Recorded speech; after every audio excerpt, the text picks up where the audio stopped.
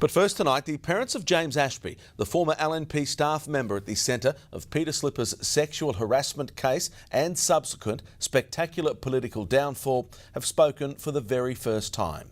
They're fed up with Peter Slipper continuously using their family name for political point scoring against his LNP replacement Mel Brough, challenging Mr Slipper to a debate.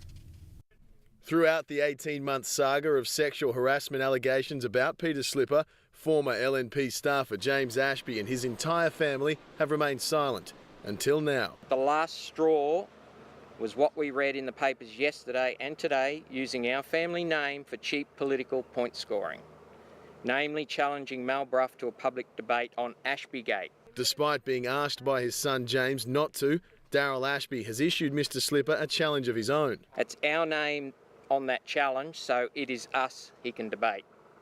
So we challenge you, Peter Slipper, to a public debate, no holds barred, speak the truth, debate, and it will shock you. Mr Slipper declined the invitation this afternoon via this statement, saying it would be inappropriate to debate the Ashbys when it's Mr Brough whose actions which are the subject of adverse findings in the federal court.